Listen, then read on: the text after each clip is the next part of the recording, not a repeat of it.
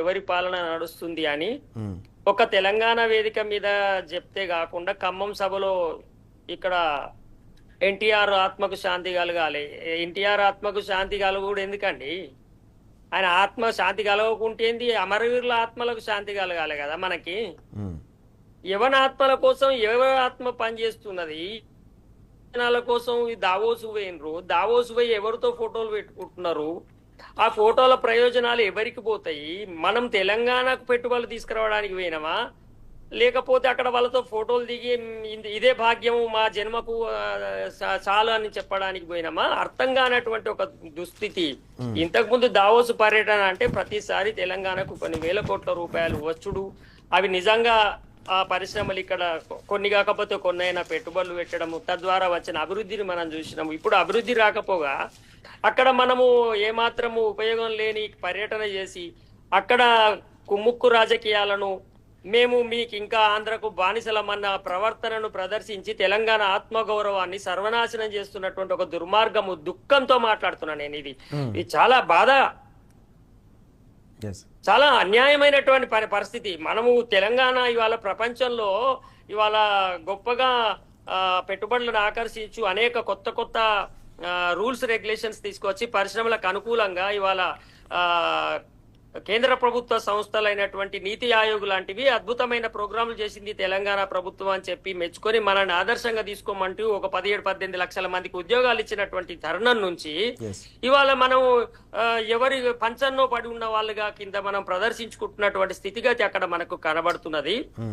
అది ఫోటో ప్రదర్శన కాదు కదండి అక్కడ పోయింది మనకి. అక్కడ ఏం జరుగుతున్నది, ఏం ఒప్పందాలు జరుగుతున్నాయి, ఏం కథ, అసలు నాన్ సీరియస్ వ్యవహారం జరుగుతుంది. దానికి పోగా ఏమైతుందంటే రాకపోతే ఇప్పుడు మనం మొదటి నుంచి తెలంగాణ వాళ్ళ ఉద్దేశం ఏంటంటే కనీసం మన ఆత్మగౌరవం మనకుంటే చాలనే కదా మన గొడవంతా. మీరు బతకర్రా బాబు, మేము వెళ్ళిపోతే మీకు పరిపాలన రాదంటే మేము బిచ్చమని ఎత్తుకుంటాం, కానీ మీరైతే వెళ్ళిపోరా బాబు మా దగ్గర నుంచి, మా పరిపాలన మాకు మా ఆత్మగౌరవం మాకు ఇవని కొట్లాడుకున్న వాళ్ళము. మనకు బొగ్గున్నది, నీళ్లున్నాయి, భూమి ఉన్నది, పనిచేసే సత్తా ఉన్నది. నిజంగా చదువుకుని ఫేక్ వ్యవహారం ఉన్న వాళ్ళు కాకుండా ఒరిజినల్ వ్యక్తులు ఉన్నటువంటి గడ్డ మన తెలంగాణ గడ్డ.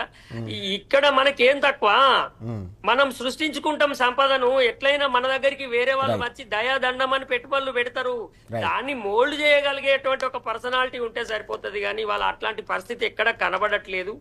ఇవాళ తెలంగాణలో ఉన్నటువంటి రాజకీయ వాతావరణాన్ని నుంచి తప్పించుకొని అక్కడ ఉండి ఇవాళ ఇక్కడ అసంతృప్తులను, లేదంటే మొన్న ఖమ్మం మీటింగ్ లో కదా చెప్పినట్టుగా, ఖమ్మం మీటింగ్ లో జరిగిన వ్యాఖ్యలు చాలా కీలకమైనవి సీతారామరాజు గారు. మామూలుగా తీసుకోవడానికి లేదు. అది జనరల్ గా ఏంటంటే తెలంగాణ వాదులు హర్ట్ అయ్యే విషయము. ఇప్పుడు ఇంకా ఆంధ్ర నాయకులను పొగుడేందని మనం యాంగిల్ చూడకూడదు. అది ఎవరికంటే కాంగ్రెస్ లో ఉన్నటువంటి నాయకులకు ఒక హెచ్చరిక. అంటే మీరు నాకు వ్యతిరేకంగా ఏమైనా ఇట్లాంటి వ్యవహారం చేసినట్టయితే నాకు తెలుగుదేశం ఉన్నాడు, మాకు ఎన్టీఆర్ ఆత్మ మీది నుంచి ఉన్నది, నాకు చంద్రబాబు ఉన్నాడు, వాళ్ళు గొప్ప నాయకులు, వాళ్ళ లెక్క ఉంటది, మేము తెలుగుదేశం జెండాలను ముందడు తీసుకొస్తాము, రేపు పొద్దుగాల బీఆర్ఎస్ ను గద్దెలు కూలగొడతాము అని చెప్పడం అంటే ఏంటంటే కాంగ్రెస్ లో ఉన్నటువంటి నాయకులను, ఒరిజినల్ కాంగ్రెస్ వాళ్ళకు ఒక బెదిరింపు, మాకు తెలుగుదేశం ఉందిరా బాబు మీరు పోతే అని. ఈ విషయాన్ని మనము అర్థం చేసుకోవాలి. అదే సేమ్ దాని కొనసాగింపు ఇప్పుడు దావోస్ లో కూడా మాకు ఎవరు ఉన్నారు అని అక్కడ డైరెక్ట్ గా చూపిస్తున్నారు.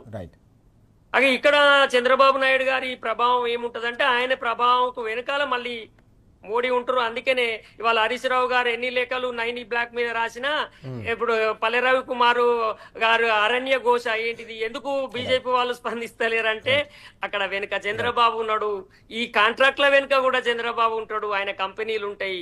ఇది చాలా పెద్ద ఎత్తున జరుగుతున్నటువంటి దుర్మార్గం, ఇది ఆర్గనైజ్డ్ గా జరుగుతున్న దుర్మార్గం. ఆయన ఇందాక రవికుమార్ గారు బాధపడుతున్నారు, మొత్తం ఆంధ్ర అధికారులను తీసుకువచ్చి వేస్తున్నారు, రిటైర్డ్ అయిన వాళ్ళని కూడా వేస్తున్నారు. అయ్యో మొత్తుకుంటే మరి చంద్రబాబే కదా ఆయన పరిపాలించేదే, ఆయన వేయకపోతే ఎందుకు ఊరుకుంటారండి?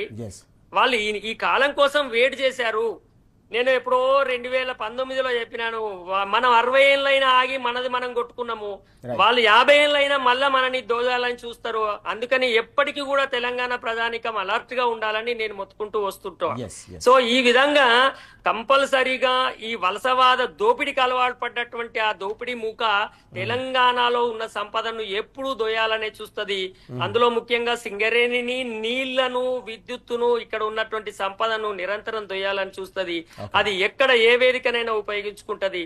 ఇవాళ దురదృష్టం ఏంటంటే మన నాయకత్వం గట్టిగా నిలబడి పనిచేసేది లేకపోవడం వల్ల దావోస్ లో ఇదివరకు జరిగిన పర్యటన ఎట్లయితే డొల్లగా ఉందో, ఏ పరిశ్రమ రాకుండా ఉందో, ఇప్పుడు కూడా అదే అవుతుంది. అంతేకాకుండా అక్కడ కుటుంబ సభ్యులు, వాళ్ళే కాంట్రాక్టర్లు, వాళ్ళే నాయకులు, వాళ్ళే ఇవాళ పెట్టుబడులు తెచ్చేవాళ్ళు, మన అన్నదమ్ములతోటి, మన కొడుకుతోటి తండ్రి ఒప్పందాలు చేసుకొని వచ్చేటువంటి ఒక దుస్థితి చాలా హాస్యాస్పదంగా కనబడుతుంది.